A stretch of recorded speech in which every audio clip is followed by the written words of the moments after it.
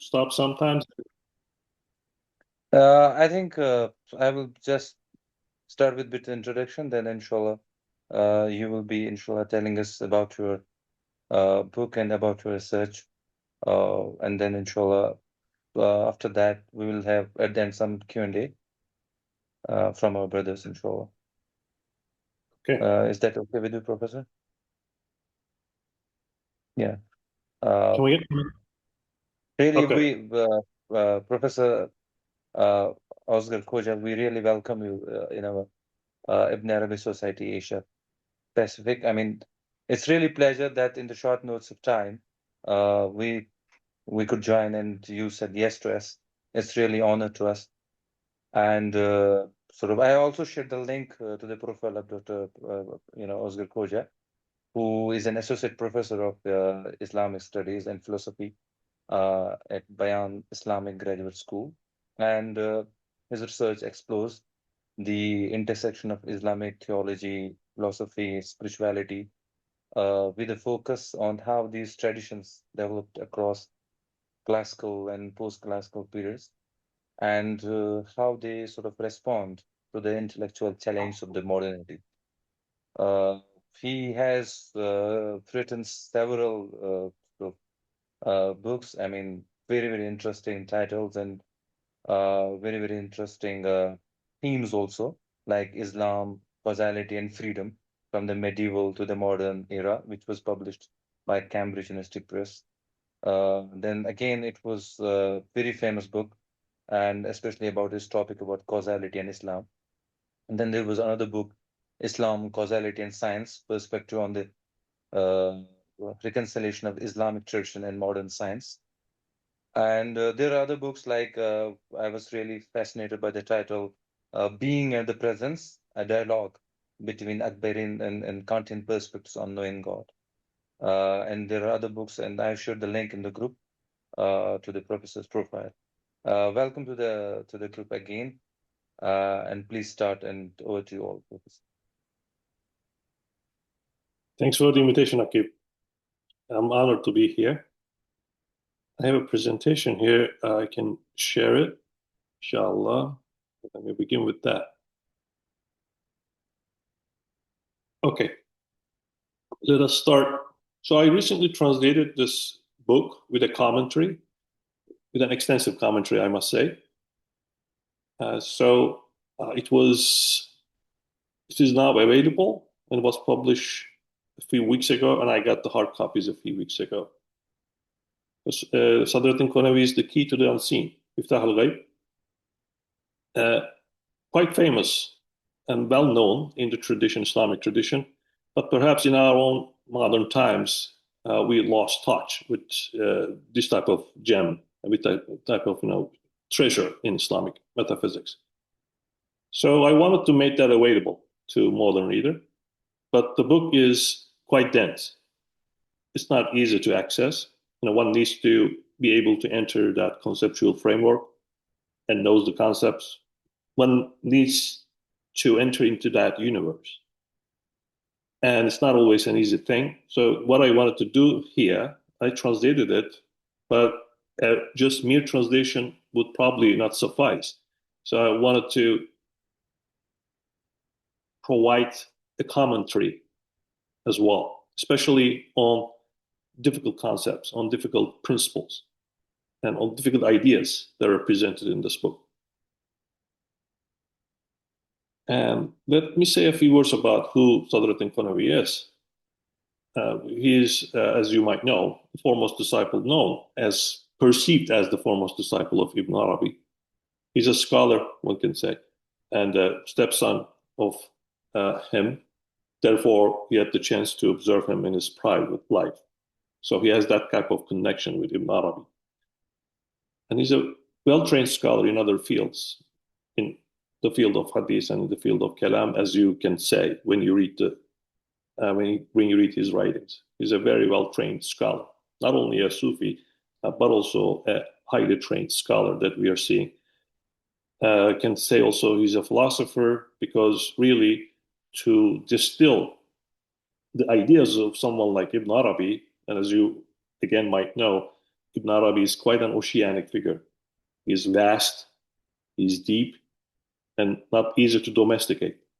So what he's doing here is he's providing us with a guidance, with a guidebook to his ideas, and such interactions, such mastery of that oceanic writings, and to be able to come up with certain principles and with a summary of it is quite an achievement, quite a philosophical achievement. So he's also a Sufi, one can say, not only someone who I believe knows the concepts, but also genuinely aims to experience them. So these are some preliminary thoughts about the writer, Qunawi. And if you look at the tradition, you'll also find that he is being perceived as such. Here's a quote from Ramiz Nafahat. By the way, how much time do I have here? Should I do it myself? Okay. How much time do I have for the presentation? Do you guys have time limit? I think so like half an hour, or we can stretch to 40 minutes presentation. Okay, half an hour, yeah. 40 minutes. That's okay. Yeah, I can do that. Yeah. So here's a quote from Ramiz Nafahat. As you can see, the traditional perception of Sadrat and Qunawi is along these lines. They saw him as someone who is providing an authoritative reading of Ibn Arabi, the Akbarian metaphysics. So without examining, for example, Lamy says here, without examining his research and commentary, it is impossible to fully grasp the doctrine of the unity of being, the doctrine of Ibn Arabi, or Akbarian school, really. So, and he wrote a lot, not only in the field, but always with a metaphysical eye. So when he was writing about hadith, and when he was writing about tafsir, when he's writing his exegetical works, you will find them through the seeing and reading the Quran through his Akbarian metaphysical eyes, lenses. Or you can say, when he is offering his commentary on something like Surah Al-Fatiha, for example, the opening chapter of the Quran, you will find them engaging with, really providing us with a philosophical and metaphysical tafsir work. So very, very important. And I think it's a very, very important work. It should be translated into English. And very important work in terms of seeing truly and authentic, a genuinely metaphysical interpretation of the Quran. I mean, as you know, the Quran can be interpreted in many ways. But this is, I believe, a unique genre that we are seeing. There are other works, important works, Sharh al-Masma al-Husna, for example, al-Fuquq, his short commentary on Ibn Arabi's work, and his works on hadith, a commentary on 40 hadith, for example. Again, with a metaphysical eye. So Nafat al-Ilahiyah, this is a book he wrote on Sufi experiences,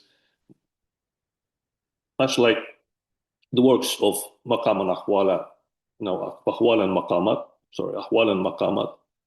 So the states and stations of one's spiritual journey. As you might know, there are many Sufi manuals before Sadrat and Qunawi. Qushayri wrote a manual. Hujuri wrote a manual. In those books, you're going to see the description of one's spiritual journey through Maqamat. It usually starts with Tawbah, because that's the turn. And it usually ends with Muhabba or Ma'rifah, sometimes Uns, which means intimacy. But Ma'rifah, Muhabba, Uns, they seem to be the ultimate goals. Sometimes Rida is there. So you're seeing this journey from one maqam to another. Something like that is offering us here. So Inna Fata Ilahi and Sufi experiences. So Al-Murasalat Bain Sadrat al-Qunawi and Nasrat al-Tusi. As you might know, Nasrat al-Tusi is a very, very important figure in kalam and philosophy, in science as well. So they wrote letters to each other. And in those letters, they're discussing kalam, philosophy, very, very deep. And you can see it's a very important work, I believe, in terms of seeing two giant figures really benefiting from each other, exchanging ideas, solving problems. It's a very important work. And there are also books in which he really provides the spiritual novice, the beginner, with some practical spiritual advice. This is a selected list. He wrote more than this. I'm just trying to give you an idea about how prolific this author is. And his students, the first generation students, probably some of the names here familiar to you, such as Nasadat Farqani. His Muntaha al-Madarik is a very, very important work. And these are all students of Sadrat Qunawi. He has this small group around him. And these students, and they were studying, they were writing commentaries on Ibn Arabi's work. They were exchanging ideas.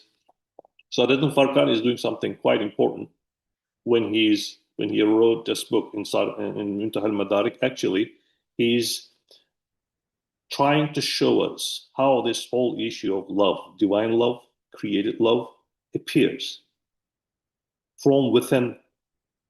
When you make this change, when you start perceiving the divine not only as a being but as being itself, this wahdat al-wujud, and how love appears, what happens to love when you truly perceive and assimilate that perception, and what happens then. And Sadat Farqani's Muntaha al-Madarik is a very important work. I believe nowadays William Chittick is translating this work into English.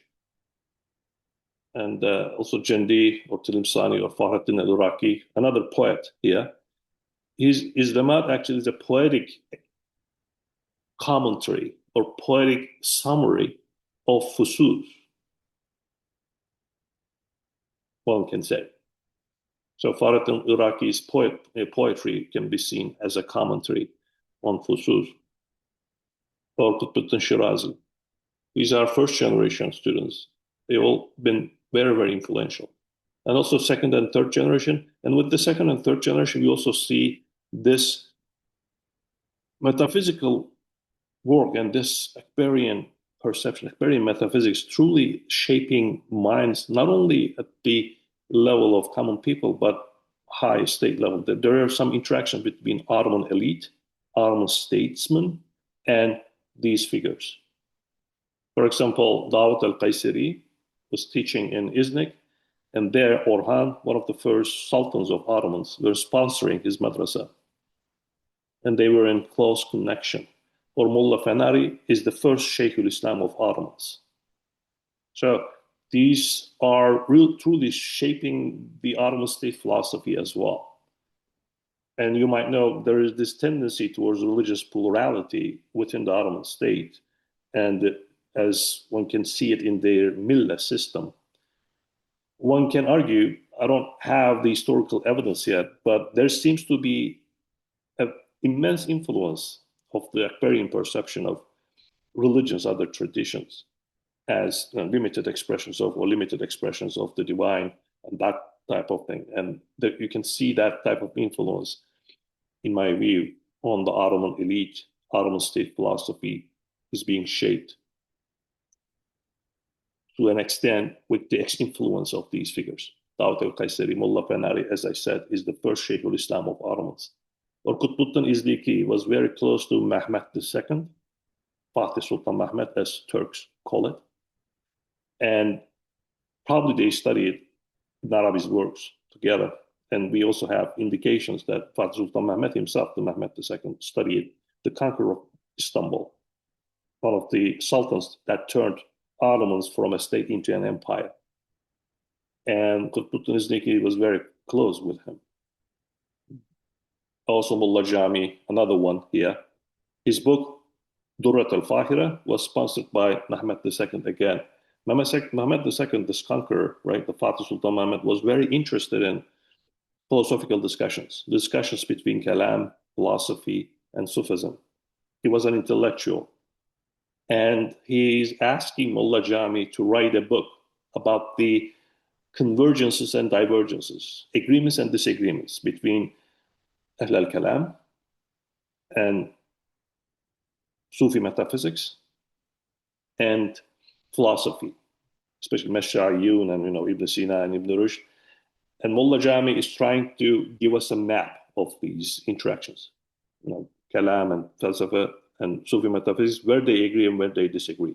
When you read his books, Sufi metaphysics appears as a school, like a distinct school, cannot be put under the category of Kalam or philosophy, as if they have their own ideas and they have their own distinct tendencies and ideas and doctrines. So it's a very, very important book to understand the map of these interactions. And there's also this global influence, one can say. Of course, this is the influence of Ibn Arabi, but when you see Ibn Arabi, it's really hard to separate Qunawi's influence from his, because Qunawi is really truly serving like a gateway. I mean, for generations, for many generations, Ibn Arabi is being approached through Qunawi. Because again, Ibn Arabi is hard to domesticate, is oceanic. Not only about the extension of his ideas, his world, but also just the physical volume of his writings. It's not for everyone. And there are commentaries. And Qunawi is playing a very, very important and authoritative role here, being like a bridge between philosophical conceptualization of his thoughts and Ibn Arabi, and therefore is playing a very, very important role. And you can see this role in the Ottoman Empire. I already described this a little bit. Dawud al-Qaysari, Mullah Bernari is the first Sheikh al-Islam and Qutb al Said. But this influence, by the way, is continuing. There is this example of Said Nursi, for example, from the 20th century. So we're not just talking about some historical school here. We are talking about a continuing influence. And if you examine Said Nursi's writings, and this is one of the most influential modern Muslim scholars in Turkey, Said Nursi, one of the most influential. There are like 20 groups. They are tracing their origin back to Said Nursi nowadays in Turkey functioning, Dawa groups, and, there are Jama'as, the different groups, the different Islamic groups, they're tracing their origin back to Said Nursi. So we're looking at one of the most influential figures in modern Turkey. And his ideas are largely shaped by, through Akbarian influence. I mean, when you read the central axis of his writings, you can see the immense influence of Akbarian metaphysics, especially when he talks about the cosmos as being a multiplicity of mirrors on which the divine names are reflected, ever-changingly, never-ceasingly. Or when you see his perception of human condition as being a comprehensive mirror, or our goal is to be these comprehensive mirrors on which the divine names and attributes are reflected. To be that comprehensive being, like Insan al-Kamil, to be that Jami being. So you can go to China, you can see influence there too. The Han Kitab tradition is a very, very important era in Islamic history, I believe. So here you're going to see Chinese scholars, Chinese Muslim scholars. They are benefiting immensely from Akbarian metaphysics, from Ibn Arabi's and Qunawi's writings. When they are dealing with, when we're trying to create bridges between Buddhism, Confucianism, and Taoism, the religions which are dominant in the region. So especially when encounters like this happen, like when there's a challenge, there's a metaphysical challenge, where there's need to present Islam, to put Islam into dialogue with other already developed metaphysical perceptions, they're finding an immense treasure in Akbarian metaphysics. Therefore, you can see they're leaning towards that school, and you can shape the Han Kitab tradition, therefore. I think a very, very important era, which we should spend more time investigating, I guess, examining. Or you can go to Iran, someone like Mullah Sadra or Allama Tabatabai. You can think about, Indo-Pak region, someone like Sheikh Wali Latif Levi, the whole. You can actually, I believe one can argue, there's an immense influence of Akbarian metaphysics on Sufi orders. I mean, they're kind of staying above one specific order, but they seem to be providing the language. They seem to be providing the language with which almost all Sufi orders are expressing themselves, especially their higher experiences. So their ideas are permeating into almost all Sufi orders. And sometimes I can trace that. I spoke about Mullah Jami, for example. Mullah Jami was an Akbari Shaykh on the one hand, but he was also a Naqshbandiya. He was from that order. So sometimes you're going to see figures, they are functioning as shuyukh of both or three or four orders sometimes, and they are kind of unifying figures. And through them, you can see that type of influence is permeating into a specific order. Mullah Jami is a good example of that. And Allama Tabatabai and okay, Muhammad Iqbal, we can say that, and in Europe as well. So I think I need to speed up. So let me talk briefly about the book itself. I think for many, this book is one of the most significant works, and I agree with this, in history of Islamic metaphysics. And it systematized and articulates Ibn Arabi's teachings, to say the least. And the book starts with its classification of the sciences. Metaphysics is perceived as the most noble science, and I'm sure you're pretty familiar with this. And other sciences are branches of this science. Metaphysics is all comprehensive. Why is this the case? Because it asks the question of being itself. And that's the constant background of everything else. Being itself. I put a tree here, specifically chose that picture because I want to relate this to Western perspective on metaphysics and how different Islamic perspective, especially Akbarian perspective of metaphysics. So Descartes uses a similar example, right? Perhaps you're familiar with Descartes' ideas. In his meditation, he likens metaphysics to the roots of a tree. So metaphysics is the roots, he says. And physics is the trunk. And other sciences are the branches. And the leaves and the fruits are like the fruits of this whole endeavor. Perhaps technology is that fruit or the leaves. So he had this picture in his mind. So metaphysics here is the root for Descartes. And in my view, Western philosophy functioned on the basis of this assumption. They perceived metaphysics as the root. But when you look at someone like Qunawi, I think a different picture emerges, because we're not talking about the roots here, really. We're not even talking about the soil. These roots are embedded. We're not even talking about the air that surrounds this tree. We're talking about being itself, like the very being of this tree in its totality, the very existence of it. We're talking about that, not as a being, but being itself. Hence, once you start asking this question of when you perceive the distinction between beings and being itself, I think this becomes more intelligible. Why metaphysics is the most encompassing science. And every science is a branch of metaphysics, as Qunawi puts it here. Because once you say study physics, you're actually studying beings in their causal relationships with each other. So here I am, and now I'm putting a billiard ball and hitting with a billiard ball to another ball, and there's that movement. And you can analyze it.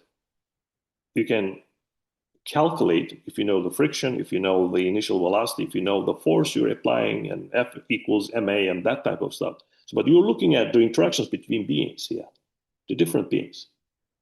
You can be a biologist and you can look at and study the science of, you can look at that tree, for example. You can see that tree from a different perspective, perhaps from the perspective of life and how living things interact with each other, how they function, right? Living beings.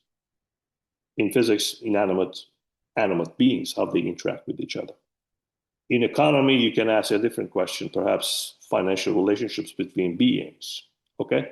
But in all these sciences, this is what we are doing. We are looking at beings, different beings, and how they interact with each other, their causal relationships with each other. But we don't really ask the question of being itself.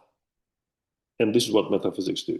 And when it does this, it also is asking a question on the basis of which the being itself, which is the constant background of all acts, all activities, all processes in the world. So nothing is devoid of that. Nothing is devoid of the presence of being itself. And this makes it all encompassing.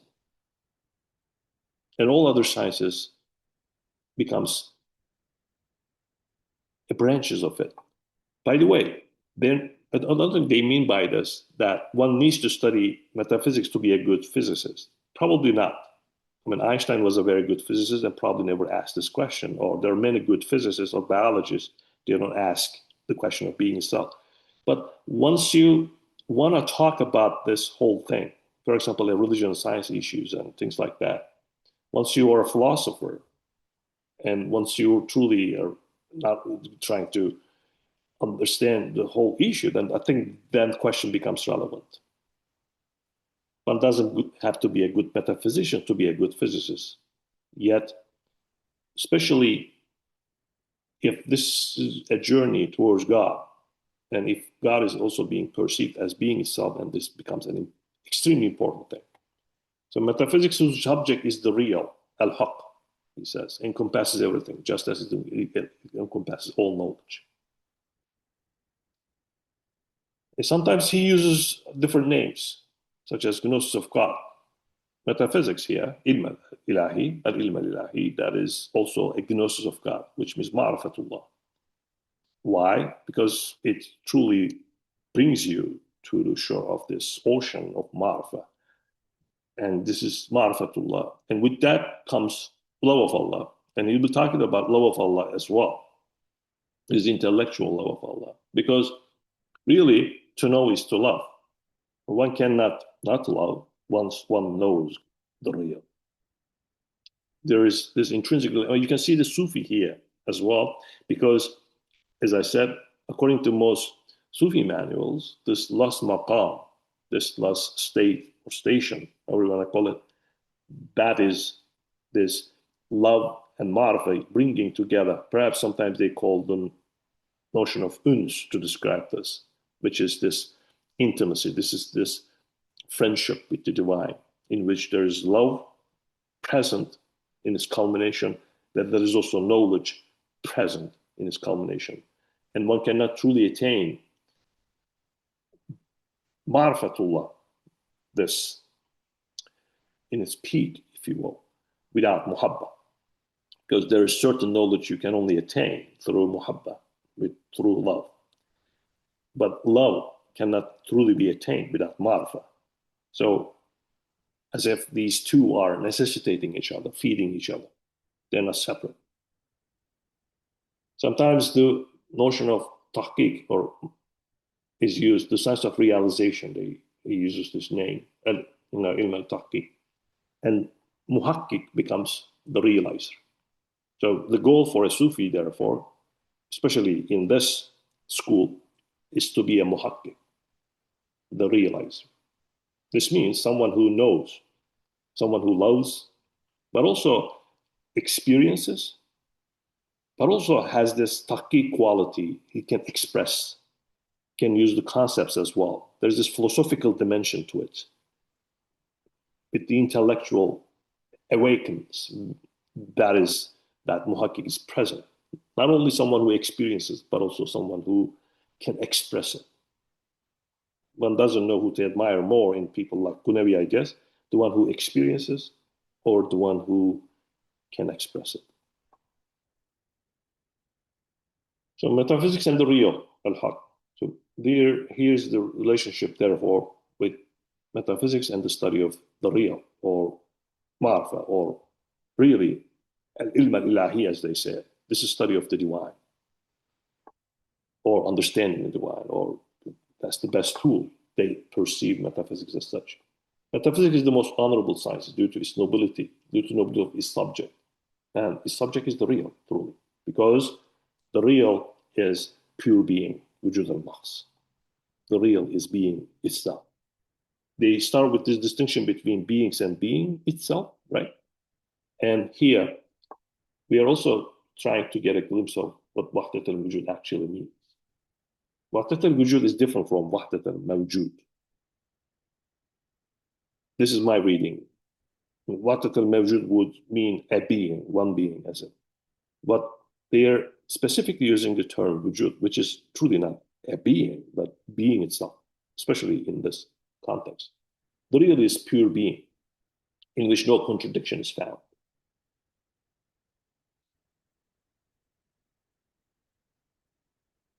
And then the real haq in the world, for him, then therefore, this whole issue is boiling down to two things. The knowledge of the real's connection to the world, understanding the knowledge of the real's connection to the world, and the world's connection to the real. So God and cosmos relationship. Another important dimension of metaphysical study here is understanding the relationship between God and the cosmos.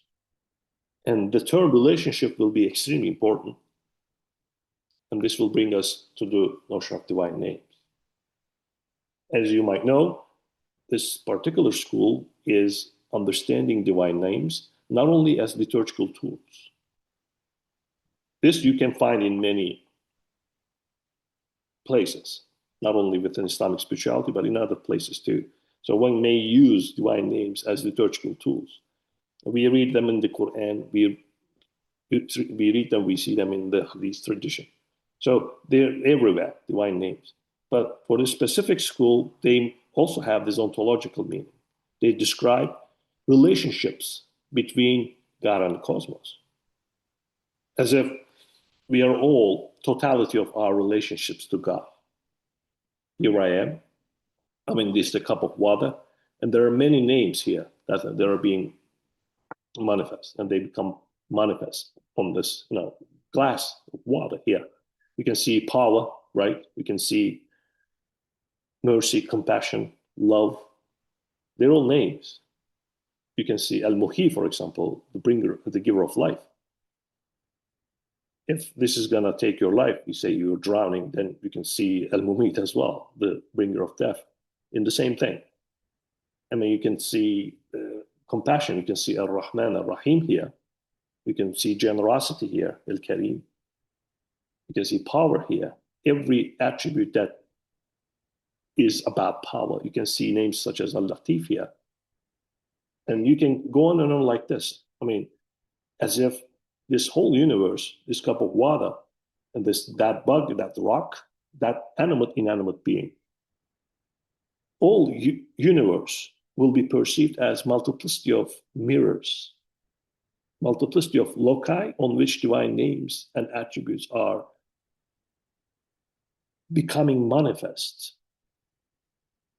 never ceasing, this whole universe. And they will be called as nisab, relationships between the divine, since these relationships are infinite, possible relationships between God and cosmos are infinite. One can say, from this point of view, the divine names are also infinite. We may have access to them, and we may not know some of them, but what we are seeing here is actually in the world is precisely this, is the manifestations of the divine names. So, and then due to time limitation, I'm going to go a little faster. And then he provides us with a list of principles. This is the first chapter of the book. The first chapter. In the first chapters, he is focusing on providing these principles. They are not easy to catch all the time. Now, in the manuscript, they're kind of brought together. I separated them, also italicized them, just to make them more discernible. So he says things like, a thing cannot produce an outcome entirely different or contrary to itself.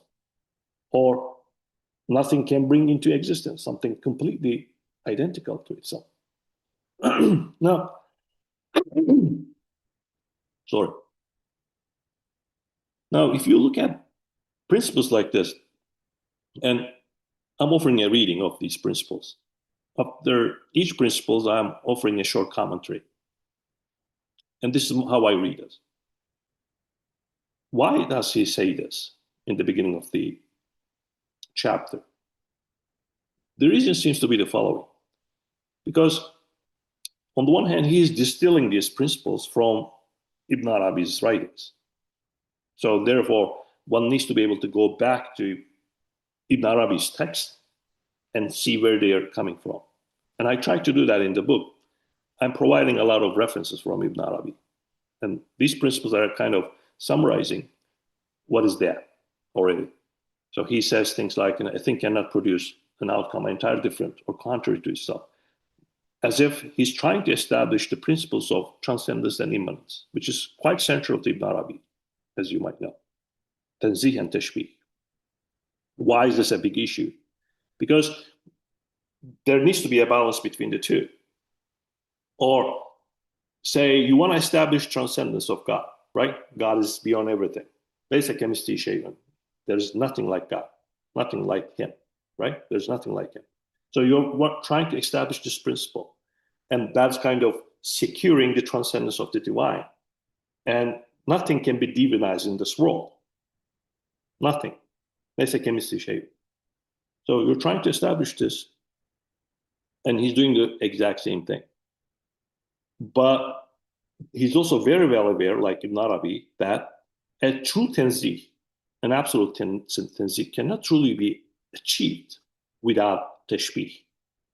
So one needs to have immanence as well, as if transcendence and immanence are not competing principles. We usually perceive them as competing principles. Especially in kalam tradition, you can see this tendency. Once you establish the transcendence, immanence might go. But from an Akbarian point of view, these two are not competing principles. In fact, they necessitate each other. The one that is absolutely transcendent is therefore absolutely immanent. That God is beyond everything else, like basic chemistry shaven. It is precisely because of this.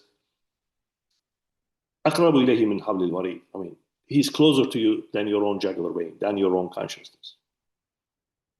They are not competing. These two verses in the Quran, they are not competing. They're actually necessitating each other. The more you get closer to, the closer you get to ليس كمثله شيء, closer you get to أقرب إليه من حبل الوريد. Or closer you get to ليس كمثله شيء, the closer you get to أينما تولوا ثم وجه الله. Wherever you turn, you will find the face of Allah. So these two are not competing principles. They are, or these two, the Quran is truly not giving us an antinomy here. They are, but they're completing each other, because true transcendence cannot be attained without immanence. And immanence cannot be protected from falling into anthropomorphism or divinization of the created order without transcendence. So tanzih without tashbih, or tashbih without tanzih, are insufficient. So you need to have both, as if you need to stand where they meet. Barzakh, for example, right? The term, therefore, barzakh becomes very, very important, as if you're standing in the barzakh of two oceans meeting, two oceans of transcendence and immanence. And the reason for this is because the created cannot be entirely different from the creator.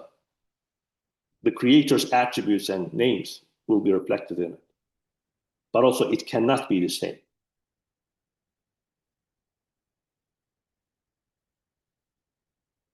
Okay?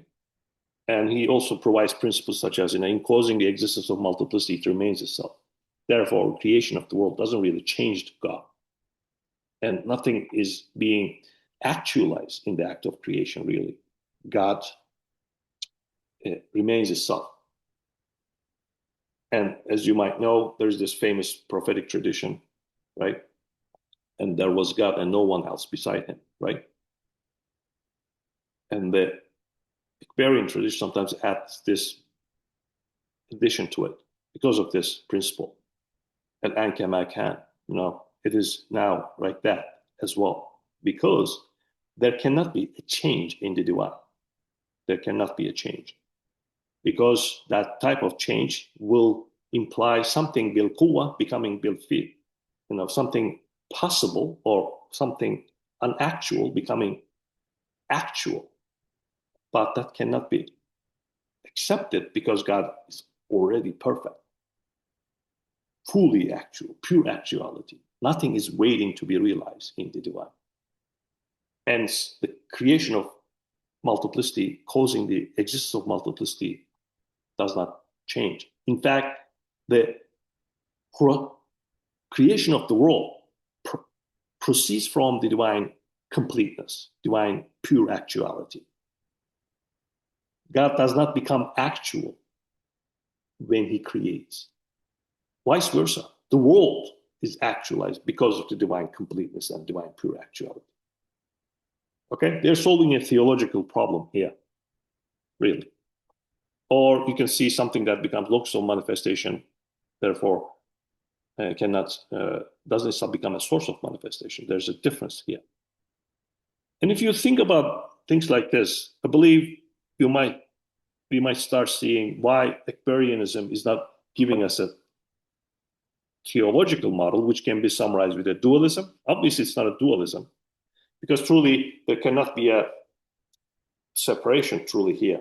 I mean, the relationship between God and cosmos is not being imagined as if two beings are relating to each other. This is usually the theological picture we have in our mind when we think about the relationship between God and cosmos, as if cosmos is standing here as a separate self-sustaining being, and God here standing as a separate being. And they are relating to each other, like the sun and the earth, perhaps, the world, right? We may have a picture like that in our minds.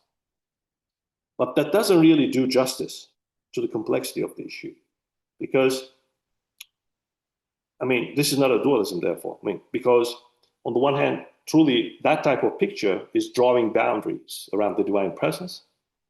On the other hand, it seems to be forgetting the divine infinity, because once you perceive God as infinite, you cannot truly step outside of it. The divine presence, divine essence.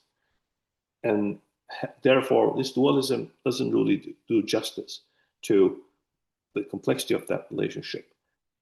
And it's not a deism, obviously, because you're not looking at an uninterested divine, immense presence, robust presence of the divine in all beings. Is that the hulul or ittisal or ittihad? Sometimes in traditional criticisms of Akbarian school, these terms are used. And Akbarian scholars, Akbarian masters respond to these accusations, one can say, by usually saying this. Look, all of this models, like hulul, permeation, a connection, or union, as if there's an initial duality, and this initial duality is being negated at later stages, and they are becoming one. They all start with a dualism. And these dual things, these two beings, are either permeating each other or connecting each other like this, standing together perhaps, or they're becoming one. But these models, all of them, used to accuse Akbarian metaphysics, are not really doing justice, or really they're not even close. Nothing can be further than, I believe, what Akbarians are telling us here, because they all start with an initial duality here. And this initial duality is being absolutized, as if the world can stand alone as a self-sustaining being. But once you perceive God as being itself, the relationship between being itself and beings is not the same as the relationship between two beings. Therefore, it's absolutely not a hulul or ittisal or ittihad, one can argue. Is this a pantheism? Truly, if by pantheism we mean the divinization of the world, I believe it is not.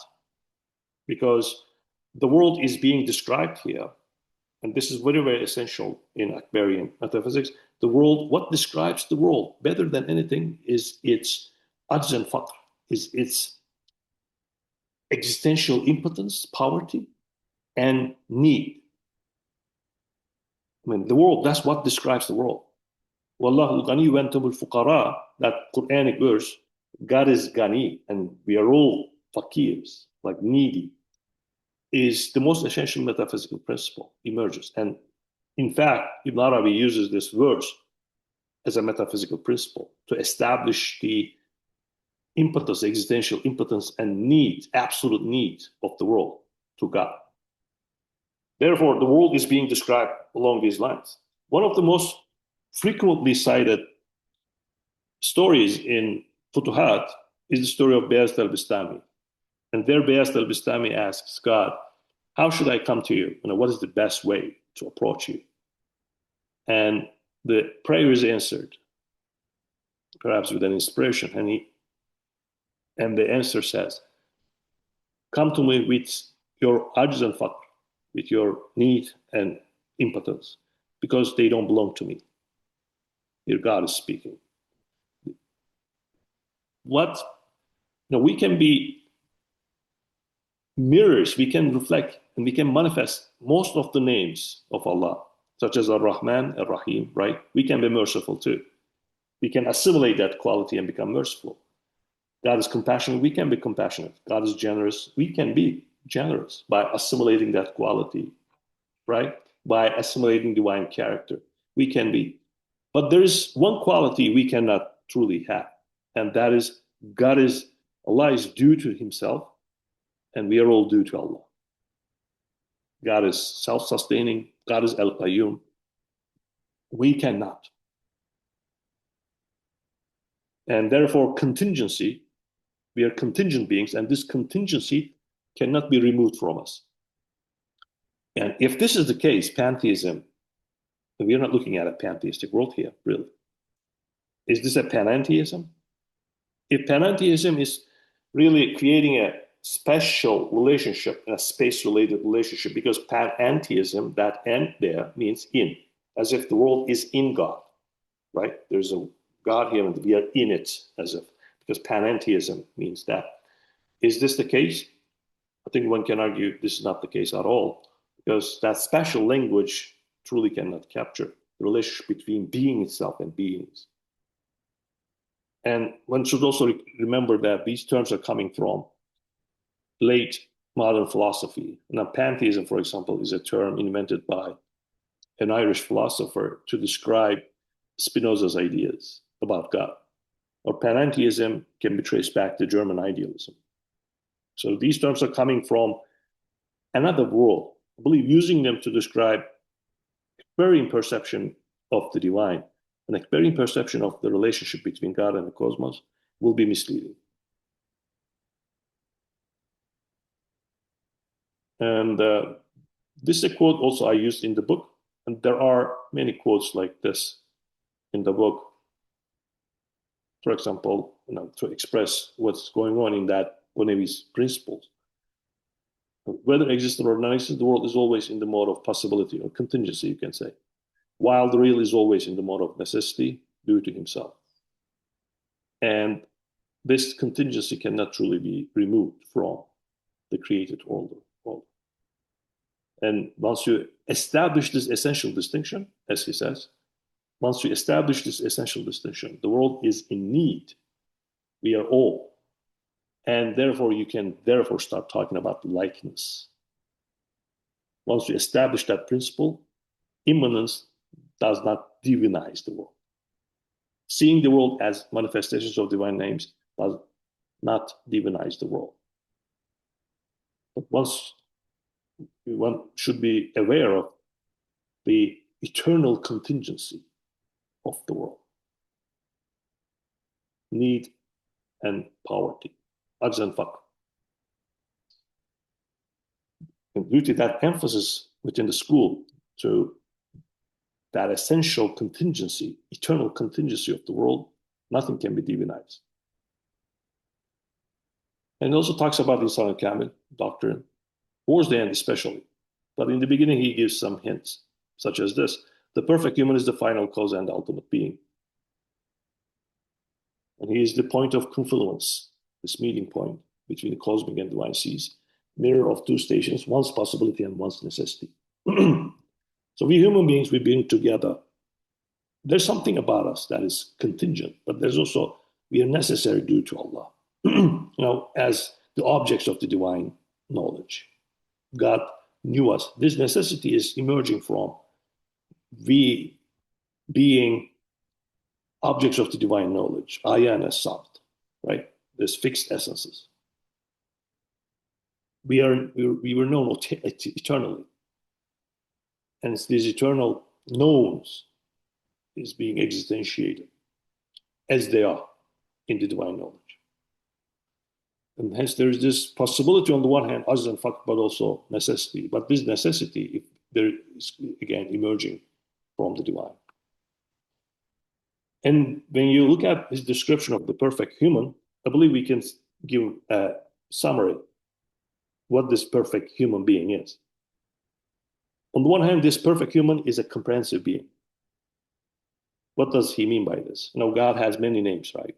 God has the name of Ar-Rahman, Ar-Rahim, but also God has names such as Al-Muntaqim, or names such as Al-Adl, right? The justice, names implying justice. There are names implying rigor. There are names implying majesty. There are names implying beauty. And a comprehensive being, like the Prophet ﷺ, and his sunnah is actually giving us the model of a perfect human. A comprehensive being is bringing things together. And he is a polished and a balanced mirror of the divine names, all of them. Like Allama al-Adam asma kullah, right? Adam, we taught Adam all the names, as the Quran puts it. And therefore, we have access to these names. And Adam, and when the Quran begins the creation story with this verse, the Akbarian reading here is, that's our goal.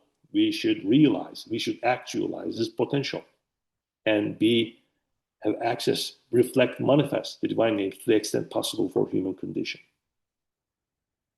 Therefore, this comprehensiveness. And how this comprehensiveness expresses itself especially in the prophetic tradition, the prophetic model will be seen as this perfect model, like comprehensive and a unifying synthesis, if you will.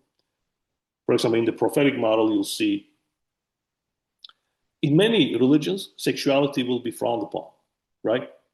But in the prophetic model, that won't be the case. The Prophet ﷺ was a father, was a husband, but also a leader. He was in the world, but also not of the world. He lived an ascetic life, but also very much in the world. So this balance, this comprehensiveness is becoming the model. It is the prophetic model, therefore, the Prophet Muhammad, we cannot truly understand what they mean by the perfect human doctrine without truly understanding the perception of the Prophet within the tradition, within this tradition. Another concept that comes quite often is the concept of astonishment, khayra.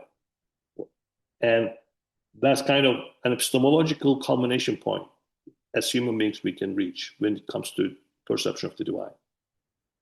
And that means, on the one hand, as far as I can say, on the one hand, that means a clarity, because God cannot not be known. We actually know Allah before everything else.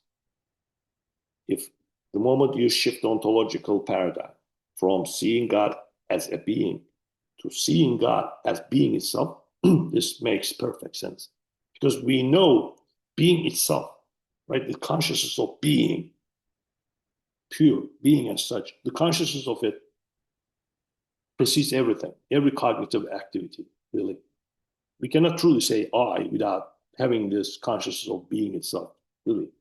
We cannot even say I think without having that I in the beginning. And there is this clarity. I mean, we cannot not know God. Everybody knows Allah, but they just don't know it, really. The moment you have this being itself, this makes sense. And on the other hand, you cannot exhaust it. So you cannot exhaust divine reality. You cannot truly exhaust it. You cannot domesticate it. We are limited. So as if you're standing where the two oceans meet again. There's on the one hand clarity, certainty about God, about the real. But on the other hand, there is this humility. There is this inability to exhaust its reality. So this leaves you in the state of joyful astonishment. And this is the culmination point of us in terms of our relationship to knowing Allah.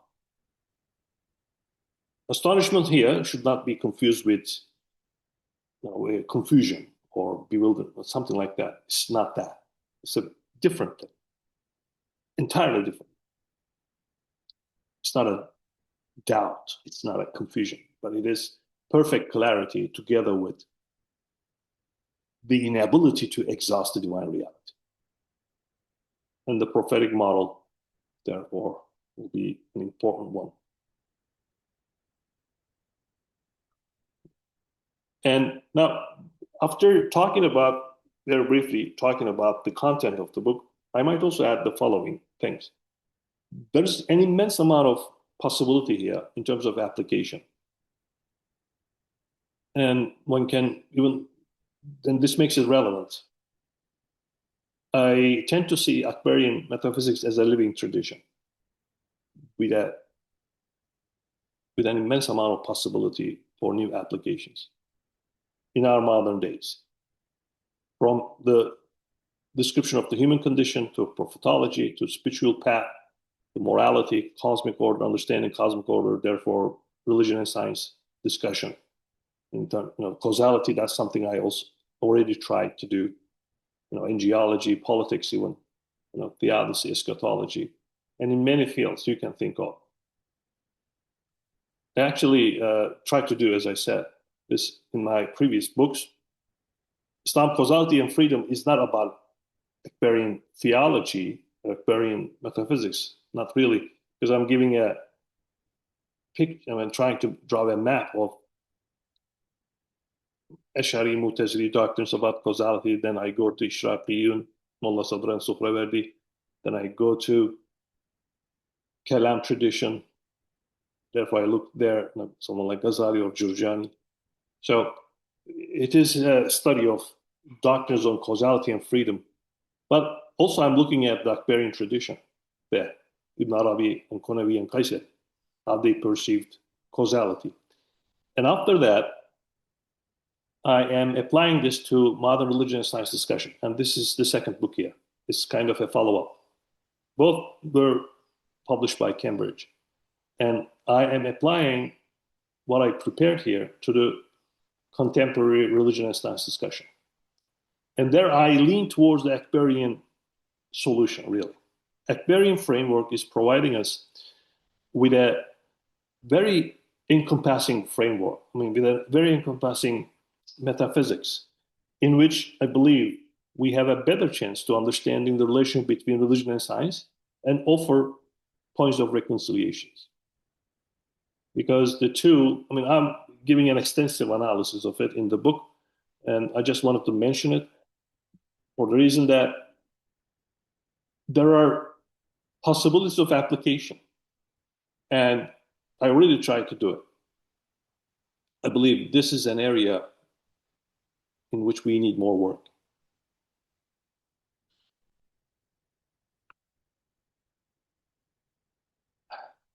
And one last thing that I can say, since I think I already passed my time, let me just end with this. And I have more slides, but I think I need to finish. A metaphysics of reconciliation, with this I mean, once you read Akbarian writings, especially someone like Qunawi, you're seeing a tendency towards a reconciliation when it comes to major concepts. And about them, we usually see a polarization, a tension. But a reconciliation is possible. Let me give you an example here. So on the one hand, you're reading things like the real has never manifested himself twice in the same form, one or two individuals, right? Now, this means a constant flux. This means a constant process. The world is a constant process in which nothing is being repeated. This is because of the divine infinity, divine tawassul, as Ibn Arabi would put it. So this divine expansion, divine infinity, divine plenitude, and nothing is being repeated. Every time something new is being actualized. La tekrar fit tajalli, as they sometimes say. There is no tekrar, there is no repetition in tajalli. Or creation of the world anew at each moment, right? So you're looking at a process, really. The world is a never-ceasing process. There's constant change, right? That is one aspect of it. Pretty much like Heraclitus, the Greek philosopher. He also spoke about this very issue, and he perceived the world as such.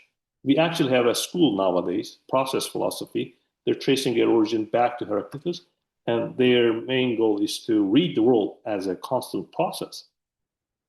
So there's this dimension now. But on the other hand, we read doctrines such as Bayan Islamic, right? There is this doctrine of the fixed entities. Divine knowledge, right? Divine knowledge does not change. So there's no change there.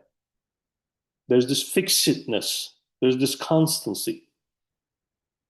God knows the world eternally, right? It's not like God didn't know and started to know, because that means ignorance, and you cannot say that, at least from the perspective of many theological schools. So there's this constancy.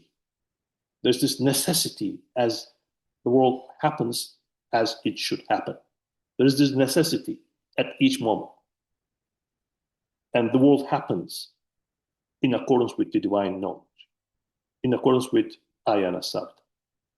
So there's this constancy, but there's also this process and change and flux all the time. So they're bringing the two together, or they're aiming to bring the two together. So there is this constancy and change, and they are being reconciled.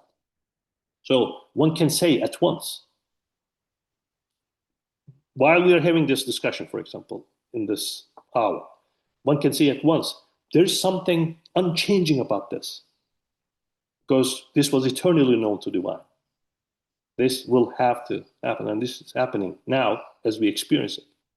But there's also this happening now part of it. There's this process and change in it as well. There's this temporality together with atemporality, together with eternity. And each moment is bringing together these polarities. So this is the picture I get when I read someone like Qunawi or someone like Ibn Arabi, more generally.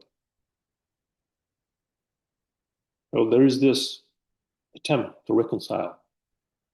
And this is not unique to the example I gave. You can see it in many other places.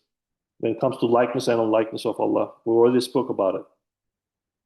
Right? لَيْسَ كَمِثْلِهِ شَيْءٌ وَهُوَ السَّمِيعُ الْبَصِيرُ, as the Quran puts it. Right? There's nothing like Allah, and there's this unlikeness. But the Quran then continues the verse by giving you two names, all hearing and all seeing. Now, hearing and seeing are like. There's likeness in them. Therefore, I can start to understand them.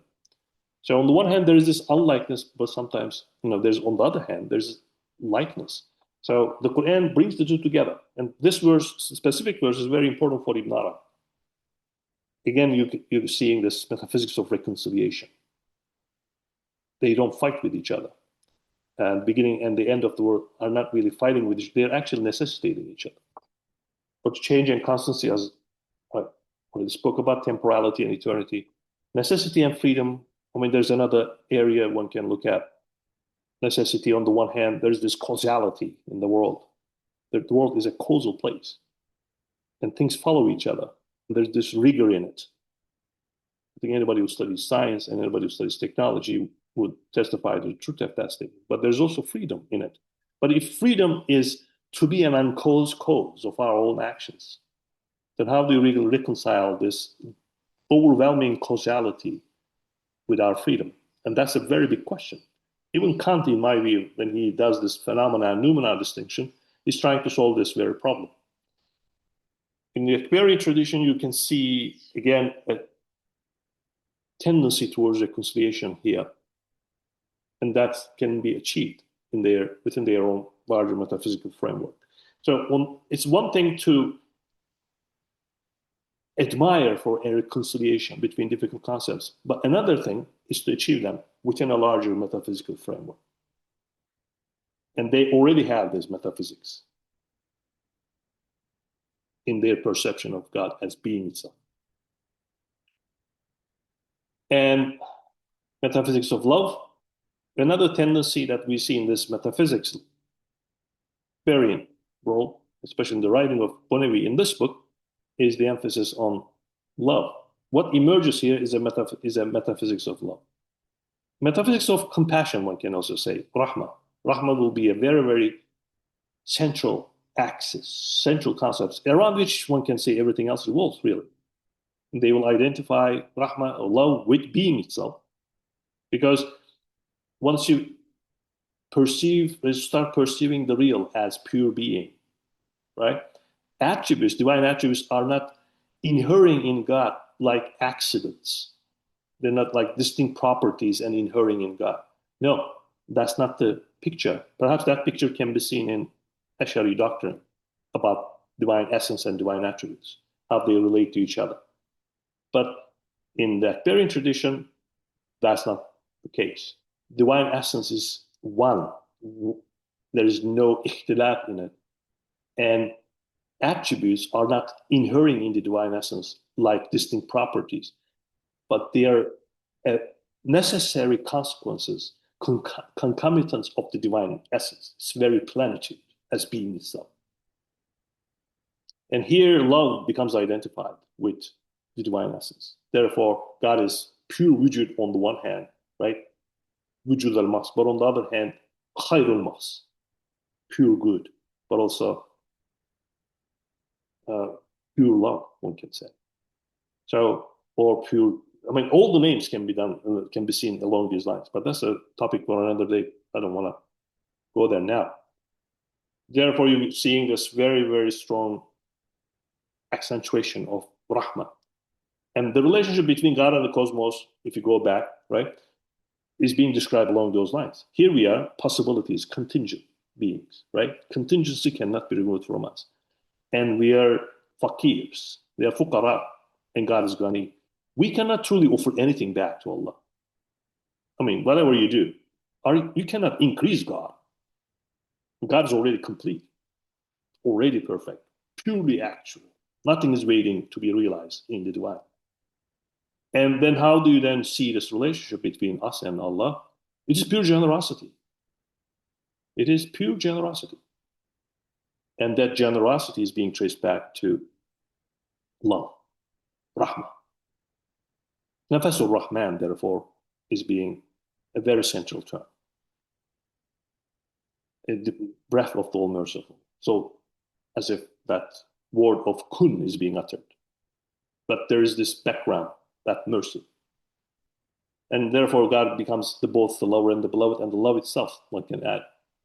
God is the lover because when I love anything else, I'm loving because of the divine love, kind of participating in the divine love. And therefore, I can love things. But God also is the beloved, the ultimate beloved. In fact, in all beings that we love God too. We may not know this. We may not be conscious of it. But when I love this cup of water, every beautiful thing about this can be traced back to the divine creation, divine attributes. Therefore, no love of the created order is devoid of the love of God. Therefore, God is the beloved. In all acts of love, God is the beloved. We may also love the other thing too, the other object as a being, but ultimately, you cannot imagine any act of love without the presence of the divine. He's both the lover and the beloved. Okay, let me stop here. I had more slides, but anyway, Took me more than I planned. Yeah. Do you have any questions? I think, yeah, we can sort of stop here. I must say, I mean, we can sort of understand that these major concepts, they are really uh, confusing, sometimes challenging, and obviously this book of Qunawi is very challenging book. But I must say that you try to sort of reveal the sort of different subtleties and meanings of this concept with such clarity that we sort of could sort of connect with it. Even though we have been sort of reading and writing and hearing about these Akbarian sort of concepts that to the present time, but the clarity with which you try to reveal all the sort of subtleties and meaning of these concepts is really, sort of commendable. I must say that we might have some questions. I can see Professor Yusuf. I mean, he was really engaging also in chat box, sort of with his comments and all this. I think maybe he has something to say. I really would love to hear from Professor Yusuf Amin, if is still with us.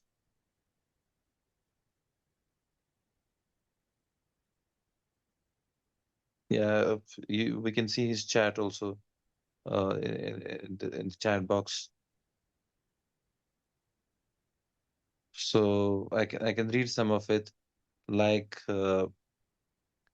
he was saying that Neoplatonism is useful in understanding Sheikh Akbar, but he is much more correct, comprehensive, accessible, and connected to theology. It's one of the sort of comments in the chat box. I think when it comes to the relationship between Neoplatonism and Akbarianism, I agree with the professor that Neoplatonism can be helpful, but also can be misleading. There are aspects, in my view, and I indicate that in the book as well, there are aspects of Akbarian metaphysics which is hard to find in Neoplatonistic writing, at least with the same accentuation. Something like the very emphasis on being itself. I mean, yes, in Neoplatonism we have the notion of the one, but I think this notion of wujud and its centrality should be emphasized. You may not be able to get the same picture once you start from Neoplatonism. On the other hand, things like a sudur doctrine, for example, like emanation of the world from the divine, sometimes stage by stage emanation of the world from the one. If this is leading you towards a hierarchical view of the world, like there's a hierarchy, if this is implying a distance between the one and the last stage of the procession, emanation, again, we may want to be a little bit careful. And Qunawi is discussing this issue, actually, and I am talking about it too in my other books. So look, if you're looking at a hierarchical world, like this hierarchy, the top of it, God, and at the bottom, there's matter. So this hierarchy is being accepted by Akbarian metaphysics, in my view, on the one hand, because we all have MIAS, all have this whatness, right? I am an Özgür, you're Akib, right? We all have different qualities, and there's a rock there, there's a flower. We may not all be the same comprehensive mirror. Some of us are just more comprehensive than others. The Prophet, for example, is comprehensive. There's this, therefore, ambition to be a perfect human being, right? There's therefore a hierarchy. You can go up, you can be better, right? There's therefore a hierarchy. But on the other hand, in terms of divine closeness, divine immanence, there is no hierarchy. God is present in a speck of dust as much as in the entire universe. So being itself cannot be divided. That's what I'm saying. It's not like something you can divide, and you can find more here and less there. So in terms of our own mahiyas, contingent whatnesses, there's hierarchy. But in terms of divine closeness, being itself, there is no. As if, again, we are looking at a reconciliation here. And things like this, nuances like this, is hard to find in Neoplatonistic writings, as far as I am aware. Perhaps it's there, I may not know, maybe just my ignorance. But so far, my readings did not indicate this, of that tradition. Yes, there is a lot, sometimes agreements. Sometimes you may see Akbarian theologians, Akbarian metaphysicians using some of the Neoplatonistic terms. And this may create an illusion of similarity between the two. When they talk about first intellect, for example, sometimes you can find notions like this in the Akbarian tradition. But they may not mean the same thing with the Neoplatonistic writings when they use the terms, because they're so prevalent, they are so available to them in the literature back then, and sometimes they are using it. But they're always putting it, in my view, they're always putting it within their own larger framework and giving it new meanings, at least nuances that one should realize. And if you're not familiar with this, just this conceptual overlaps sometimes might lead you an unnecessary imposition of homogeneity between the two traditions. And that, Right. I don't think is helpful. Right. So we have other comments, but I'm not sure whether we can sort of read everything. But there is another comment in the box, says that relation of modern or profane science with religion or metaphysics is very problematic. But traditional or sacred science is squarely based on it. Better avoid hasty and superficial correlation with modern science. God forbid that may lead to confusion and materialism. One should be very, very careful not to commit this sin and mislead others. Where is it? Like, what's the question here, though? These are not really some questions. There are some comments. It's Mm-hmm. about sort of relation between modern science and the religion or metaphysics. So there is another comment is that modern science should be critically qualified by metaphysics, find principles to manage it in order to benefit from its lower useful elements without falling into the scientism like that. Yeah, I So agree. I agree with them. yeah, I think when it comes uh, to relationship between religion and science, the use of metaphysics should be done carefully, if that's the point of the professor. So I agree with yeah, him. So this is how I perceive it, and I talk about it in the book. So religion and science can relate to each other in many different ways. You can either see them as in conflict, as many do nowadays, right? And there's a conflict between the two. That's the conflict model. This is Ian Barber's classification, by the way. And you can see this conflict model. But you can also see a dualist model. Let's say you can function on the basis of a dualist model, non-overlapping magisteria doctrine. Religion here, right, and science here, and they have nothing to do with each other, as if they are functioning within different compartments, watertight compartments. And that's another way to perceive it. And once you put them in different compartments, there really is no possibility of fighting. I mean, because they are just in distinct places. And that's another way to perceive it. One can also perhaps believe in the possibility of a dialogue between the two. Dialogue. Let's say that compartmentalization can be overcome, and there are holes in that wall. I mean, the two can talk to each other. That's the dialogue model.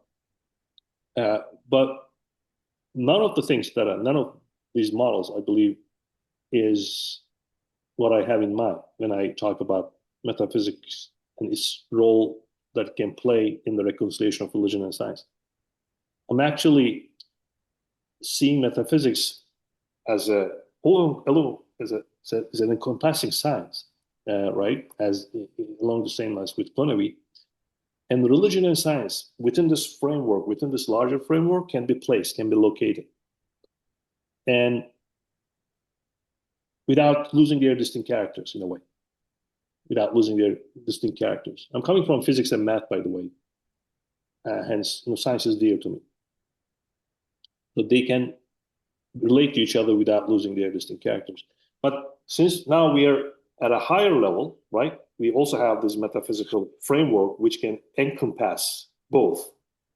And therefore, we can put them in a better dialogue, if you will, or we can truly see the whole issue from a higher elevation. And that's something I discuss in that book, Islam, Causality and Science. And I just want to, encourage our listeners to look at that, how I do it in that book. But I agree with the warnings of the professor that it's very important not to fall in scientism or end in a conflict theory or end in dualisms, I guess. None of them is helpful. But we should be able to use this metaphysical culture, metaphysical treasure, if you will, when we approach these difficult questions. That's what I'm trying. Sure. Yeah. I don't think so. We can ask further questions. I wanted to ask a question, but I'm not sure whether we can discuss that in short period of time. That itself needs another session. But nonetheless, I will ask the question. Maybe you can sort of briefly touch upon it, and inshallah, we will try to have another session where other brothers from UK and Austria will join and we'll discuss. The question is followed from your recent talk with Brother Paul, and he asked you a question about the perennial reading of the Akbarian tradition or Ibn Arabi's ideas. You briefly Mm-hmm. touched upon in that video, if I remember correctly, that you, I think you said you don't agree or with some of the conclusions of perennial sort of understanding of Ibn Arabi, especially in the context of pluralistic sort of religious understanding of Ibn Arabi's ideas. I wanted to ask sort of this Mm-hmm. question. It was in my I mind, think, but uh-huh. uh, I don't know in a short period of time. Maybe you can briefly touch upon it, if that's okay Briefly, with. I can briefly touch on that. Yeah, sure. Yes, I benefited a lot from perennial authors, especially Khrushchev Schuon uh, and Hussein Nasr as well. So Hussein Nasr actually wrote a short blurb for my Islam Causality and Freedom book. So he shared his generous comments about the book. So I'm thankful for everything I learned from Hussein Nasr or Khrushchev Schuon. They're great. My agreement or my qualm, I guess, is the following. I think my reading of Ibn Arabi, when it comes to religious pluralism, as you call it, might be slightly different from theirs. And this is what I mean. And I do see Ibn Arabi is a very inclusive man. He's a very inclusive man. And he sees truth in all beliefs, really. Because according to him, we perceive the divine by studying from ourselves necessarily. And we have a picture of the divine. God is beyond all those pictures, yet that picture has its own legitimacy, has its own efficiency. It's not nothing. So therefore, there's that type of universal attitude in Ibn Arabi. Even for paganism, I guess, we would say when a pagan perceives God from this or from that, through this or through that, that picture that he has might have some truth in it, right? It's not nothing. Or the Christian perception of Jesus, for example. I mean, Jesus is obviously a very, very comprehensive mirror. And when a Christian divinizes Jesus, there may be there may be some understanding there because of his perception. And there is that type of universality in Ibn Arabi's writing. But Ibn Arabi also tells us the prophetic model, Muhammad والسلام, is the most comprehensive one. So nothing can be compared to that as well. There's that type of perception. But this comprehensiveness, I think it should be understood very carefully. This comprehensiveness is precisely what makes him an inclusive one, inclusive thinker. It's precisely when he establishes this ultimacy of the Islamic message. There's something ultimate about the Islamic message. And when he establishes that ultimacy of the Islamic message with its comprehensiveness, since now you're looking at an issue, the whole issue from a comprehensive point of view, and you can see the truth in other traditions without imposing an artificial homogeneity or without relativizing it, really. So it is, I think, important to establish that. So if my understanding of perennial philosophers is correct, they seem to be really undoing that type of hierarchy between the message of Islam and Hinduism or Buddhism. As if perhaps I'm reading them wrongly, and I would love to be corrected if I'm doing that. But if that is the case, I believe it's hard to reconcile with Ibn Arabi's perception of Islam and other traditions. Yeah. And that's one point I have some disagreements, I believe. Again, this may be attributed to my ignorance. Perhaps someone who knows perennial literature very well can enlighten me, and I'm ready to change my mind. Yeah, I can see that. There are some sort of scholars who really sort of put up with this problem that, how some scholars try to read Ibn Arabi in this context, and they are arguing that maybe they are trying to kind of quote unquote desemitize sort of Ibn Arabi. There is, I think, some kind of reading like that, desemitizing Ibn Arabi or like I that. think another issue there. I think sometimes I see that as a tendency, especially reading Ibn Arabi, Akbarian tradition, through Hindu lenses, especially through Hindu Bhakti, Jnana, and uh, that yoga style thing, as if they're putting Ibn Arabi in the Jnanic type, as if this intellectual one, and when they're reading a Bhakti type, right, perception of God as a being. There are certain analysis that I see in Frischer Schwann where I have to disagree. But that's an important issue that you're raising. I think Hinduism has this immensely important metaphysical structure, and that's there. But that there seems to be a tendency reading Islamic metaphysics through Hindu lenses, especially in Frischer Schwann's writings. I think we may be careful. I mean, they may be helpful sometimes, very helpful, using concepts like that, but sometimes maybe misleading.